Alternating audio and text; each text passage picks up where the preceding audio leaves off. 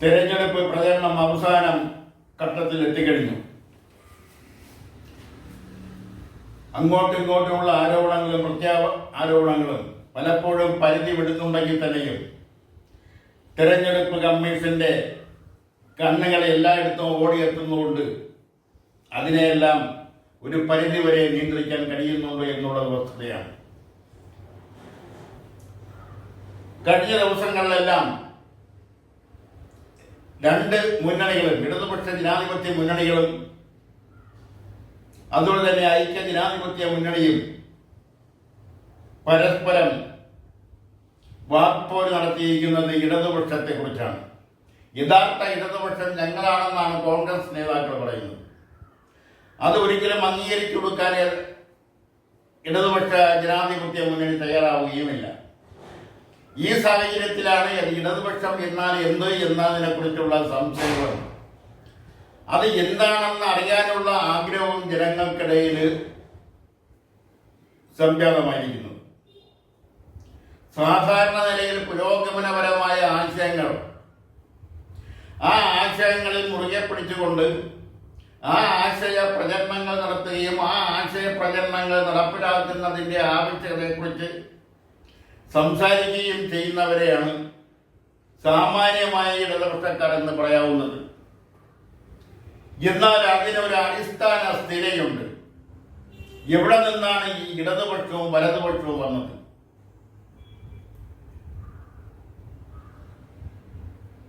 ഏകദേശം 1.5 നൂറ്റാണ്ടിന് മുമ്പ് ഫ്രഞ്ച് പാർലമെന്റിലാണ് ഇടതുപക്ഷവും വലതുപക്ഷവും ആദ്യമായിട്ട് വേർതിരിയുന്നത്. ഫ്രഞ്ച് പാർലമെന്റിലേക്ക് കൊണ്ടുവന്ന അല്ലെങ്കിൽ ഫ്രഞ്ച് പാർലമെന്റിൽ കൊണ്ട് അവതരിപ്പിച്ച ഒരു ബില്ല്, ആ ബില്ല് നടപ്പാക്കുന്ന കാര്യത്തിൽ ആ പാർലമെന്റിനകത്ത് എല്ലാവർക്കും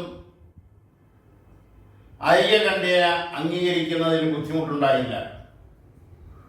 എന്നാൽ ആ ബില്ല് നടപ്പാക്കുന്ന കാര്യത്തെക്കുറിച്ച്, നടപ്പാക്കുന്ന രീതിയെക്കുറിച്ച് അഭിപ്രായ ഭിന്നതയുണ്ടായി. ആ അഭിപ്രായ ഭിന്നത എന്ന് പറയുന്നത് ഒരു വിഭാഗം ആൾക്കാർ പറയുന്നത് അനുസരിച്ചാണെങ്കിൽ ആ ബില്ല് നടപ്പാക്കിയെടുക്കുന്നതിൽ കുറെ അക്രമ സംഭവങ്ങൾ നടക്കും. അവിടെ മനുഷ്യന് ജീവഹാനി സംഭവിക്കാം, അതുപോലുള്ള മറ്റ് അത്യാഹിതങ്ങളും സംഭവിക്കാം. എന്നാൽ ഒരു വിഭാഗം പറയുന്നതനുസരിച്ചാണെങ്കിൽ വളരെ സമാധാനപരമായി ആ ബില്ലിലെ കാര്യങ്ങൾ നടപ്പാക്കുന്നതായിരിക്കും ഉചിതമെന്ന് ഒരു വിഭാഗം. ആദ്യ വിഭാഗക്കാർ അതായത് പെട്ടെന്ന് നടപ്പാക്കണം, അങ്ങനെ പെട്ടെന്ന് നടപ്പാക്കുമ്പോഴത്തേക്ക് ഉണ്ടാവുന്ന പ്രത്യാഖ്യാപനങ്ങൾ, പ്രകമ്പനങ്ങൾ, അതിനെയൊക്കെ നേരിട്ടുകൊണ്ട് ആ താമസം ഉണ്ടാക്കിയെടുക്കാതെ കഴിയുന്ന വേഗം ആ ബില്ല് പാസ്സാക്കിയെടുക്കണം. ആ പാസ്സാക്കിയാൽ ആ ബില്ലിൽ പറഞ്ഞിട്ടുള്ള കാര്യങ്ങൾ നടപ്പിൽ വരുത്തണം എന്ന ചിന്താഗതിക്കാർ ഒരു ഭാഗത്ത്. മറുഭാഗത്ത് അത് ശരിയല്ല, അത് രക്തച്ചൊരിച്ചിലുണ്ടാവും. നീണ്ടുപോയ ബില്ലിലെ കാര്യങ്ങൾ നടപ്പാക്കിയെടുക്കുന്ന കാര്യത്തിൽ എത്ര നീണ്ടുപോയാലും അത് സമാധാനപരമായിട്ടായിരിക്കണം നടപ്പിലാക്കേണ്ടത് എന്ന് ഒരു വിഭാഗവും വാദിച്ചു. ഇവർ തമ്മിലുള്ള അഭിപ്രായ ഭിന്നത രൂക്ഷമായതോടെ അവർ തമ്മിൽ ഒരിക്കലും യോജിപ്പിന്റെ വഴിയിലൂടെ സഞ്ചരിക്കാത്ത സാഹചര്യം വന്നപ്പോൾ സഭ അധ്യക്ഷൻ ഒരു നിർദ്ദേശം വെച്ചു. ആദ്യത്തെ കൂട്ടർ, അതായത് ബില്ലിൽ പറഞ്ഞിട്ടുള്ള കാര്യങ്ങൾ, ആ ബില്ല് പാസ്സായാൽ ആ കാര്യങ്ങൾ കഴിയുന്നതും വേഗം നടപ്പിൽ വരുത്തണം, അതിന് താമസം ഉണ്ടാവാൻ പാടില്ല എന്ന അഭിപ്രായമുള്ളവർ സഭയുടെ ഇടതുപക്ഷത്തേക്കും ബില്ലിൽ പറയുന്ന കാര്യങ്ങൾ നടപ്പിലാക്കുന്നതിൽ യാതൊരുവിധ അക്രമ സംഭവങ്ങളും ഉണ്ടാകാൻ പാടില്ല, രക്തച്ചൊരിച്ചിലുണ്ടാവാൻ പാടില്ല, ജീവഹാനി ഉണ്ടാകാൻ പാടില്ല, അത് എത്ര താമസിച്ചാലും സമാധാനപരമായിട്ടാണ് നടപ്പിലാക്കേണ്ടത് എന്ന് വാദിക്കുന്ന വിഭാഗക്കാരോട് വലതുഭാഗത്തേക്ക് മാറിയിരിക്കാൻ സഭാധ്യക്ഷൻ ആവശ്യപ്പെട്ടു. അങ്ങനെയാണ് ലോകത്തിൽ ആദ്യമായിട്ട്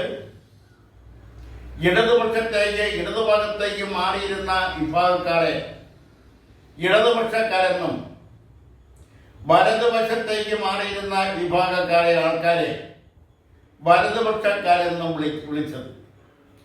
അങ്ങനെ അവിടെ നിന്നാണ്, ഫ്രഞ്ച് പാർലമെന്റിൽ നിന്നാണ് ഇതിന് തുടക്കം കുറിക്കുന്നത്. ആ ഇടതുപക്ഷവും വലതുപക്ഷവുമാണ് ഇന്നും നിലനിൽക്കുന്നത്. ഒരു വിഭാഗം, അതായത് ഇടതുപക്ഷക്കാര് കുറച്ച് തീവ്ര സ്വഭാവമുള്ളവരാണെന്നുള്ള അഭിപ്രായം അന്നത്തെ പോലെ ഇന്നും ഉണ്ട്. വലതുപക്ഷക്കാര് സമാധാനപ്രിയരാണെന്നും അവർ അക്രമ സംഭവങ്ങളോട് താല്പര്യമില്ലാത്തവരാണെന്നും ഉള്ള ചിന്താഗതി, അഭിപ്രായം അന്ന് ഫ്രഞ്ച് പാർലമെന്റിൽ ഉണ്ടായതുപോലെ ഇന്നും മറ്റു രാഷ്ട്രങ്ങളിൽ ഇന്ന് നിലവിലുണ്ട്. അത് കേരളത്തിലുമുണ്ട്, ഇന്ത്യയിലുമുണ്ട്. അപ്പൊ അതിന്റെ പൊരുൾ എന്താണെന്ന് ശരിക്കും, അല്ലെങ്കിൽ എന്താണ് ഇടതുപക്ഷം, എന്താണ് വലതുപക്ഷം എന്ന് ശരിക്കും ഈ വീമ്പിളക്കുന്നവർക്ക് അറിയാമോ എന്ന് ചോദിച്ചാൽ അതിന് ഉത്തരം അവർ തന്നെ പറയേണ്ടതാണ്. ഞങ്ങൾ ഇടതുപക്ഷക്കാരാണ്, ഞങ്ങൾ ഇടതുപക്ഷക്കാരല്ല, അല്ല ഞങ്ങൾ ഇടതുപക്ഷ ചിന്ത, ഞങ്ങളാണ് യഥാർത്ഥ ഇടതുപക്ഷക്കാരെന്ന് പറയുമ്പോൾ ആ ഞങ്ങളാണ് യഥാർത്ഥ ഇടതുപക്ഷ ചിന്താധികാരെന്ന് പറയുന്ന കോൺഗ്രസ് വിഭാഗക്കാര്, ആ കോൺഗ്രസിന്റെ പഴയകാല ചരിത്രം എടുത്തു നോക്കിയാൽ, നവോത്ഥാന കാലഘട്ടം തൊട്ട് എടുത്തു നോക്കിയാൽ അതിൽ ഇടതുപക്ഷ ചിന്താധികാരുണ്ടായിരുന്നു. പുരോഗമന ആശയമുള്ള, പുരോഗമനകാര്യമായ കാര്യങ്ങൾ നടപ്പിലാക്കണമെന്ന് ആഗ്രഹിക്കുകയും അതിനുവേണ്ടി സംസാരിക്കുകയും എഴുതുകയും പ്രചരിപ്പിക്കുകയും പ്രവർത്തിക്കുകയും ഒക്കെ ചെയ്തിട്ടുള്ള കോൺഗ്രസ് നേതാക്കളുണ്ടായിരുന്നു. കുട്ടിമാള് തൊട്ടിങ്ങോട്ട്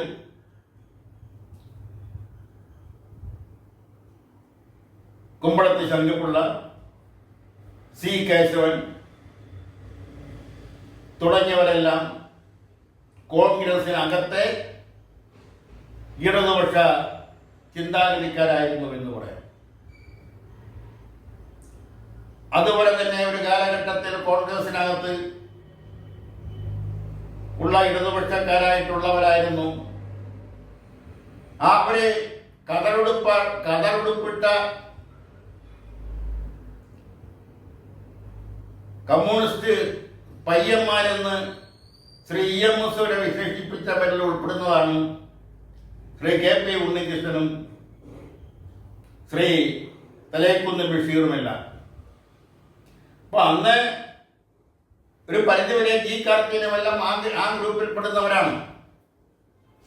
അപ്പൊ അന്ന് ആ കാലഘട്ടം തൊട്ട് തന്നെ കോൺഗ്രസിൽ ഇടതുപക്ഷ ചിന്താധികാരുണ്ടായിരുന്നു. പക്ഷെ ഇന്നുള്ള രാഷ്ട്രീയക്കാർക്ക് എത്ര പേർക്ക് ഇതെല്ലാം അറിയാമെന്ന് ചോദിച്ചാൽ അതൊക്കെ ചിലപ്പോൾ ഗവേഷണം നടത്തി നോക്കേണ്ടിയിരിക്കും. അപ്പൊ ഇതാണ് യഥാർത്ഥ ഇടതുപക്ഷമെന്നും വലതുപക്ഷമെന്നും പറയുന്നത്. അതിന്റെ ഉത്ഭവം ഫ്രഞ്ച് പാർലമെന്റിൽ നിന്നാണ്. അതൊന്നും തിരിച്ചറിയാതെ, അതൊന്നും പഠിക്കാതെയാണ് ഞങ്ങൾ ഇടതുപക്ഷം, ഞങ്ങൾ വലതുപക്ഷം, നിങ്ങൾ വലതുപക്ഷം, ഞങ്ങളാണ് യഥാർത്ഥ ഇടതുപക്ഷം എന്നെല്ലാം പറയുന്നത്. അത് തിരിച്ചറിയണമെന്നാണ് ഈ അവസരത്തിൽ ആവശ്യപ്പെടാനുള്ളത്. തെരഞ്ഞെടുപ്പ് പടിവാതിൽ വന്ന് നിൽക്കുന്നു. പോളിംഗ് നടത്തേണ്ട അല്ലെങ്കിൽ വോട്ട് ചെയ്യേണ്ട ദിവസം അടുത്ത് വന്നിരിക്കുന്നു. അവിടെ ആർക്ക് വോട്ട് ചെയ്യണമെന്ന് തീരുമാനിക്കേണ്ട സമയം സംജാതമായിരിക്കുന്നു. അവിടെ പ്രലോഭനങ്ങൾക്ക് വഴങ്ങാതെ, അത് സാമ്പത്തികമായാലും സമുദായപരമായാലും മതപരമായാലും അതുപോലുള്ള മറ്റ് സങ്കുചിതമായ താല്പര്യങ്ങളെ അനുസരിച്ചുള്ളവയായാലും അതിനൊന്നും വഴങ്ങാതെ നിഷ്പക്ഷത പാലിക്കണമെന്ന് പറയുന്നില്ലെങ്കിൽ തന്നെയും പുരോഗമനപരമായ നാടിന്റെ പുരോഗതിയെ ലക്ഷ്യമാക്കിക്കൊണ്ടുള്ള പ്രവർത്തനങ്ങളുമായി ഇടകിച്ചേർന്നുകൊണ്ട്, അതുമായി സഹകരിച്ചുകൊണ്ട് മുന്നോട്ട് പോകുന്നവർക്ക് തങ്ങളുടെ സമ്മതിദാനാവകാശം രേഖപ്പെടുത്തേണ്ടുന്ന സമയമാണ് തൊട്ടടുത്ത ഏതാനും മണിക്കൂറിൽ കഴിയുമ്പോൾ നമ്മുടെ മുന്നിൽ നിൽക്കുന്നത്. അതാത് സമ്മതിദായകർ തൻ ബുദ്ധിപൂർവം അവരുടെ കാഴ്ചപ്പാടനുസരിച്ച്, ചിന്താഗതി അനുസരിച്ച് അവര് കണ്ടും കേട്ടും കൊണ്ടിരിക്കുന്ന രാഷ്ട്രീയ സാഹചര്യത്തെക്കുറിച്ച് പഠിച്ചുകൊണ്ട് അത് വിനിയോഗിക്കണമെന്നാണ് ഈ അവസരത്തിൽ പറയാനുള്ളത്.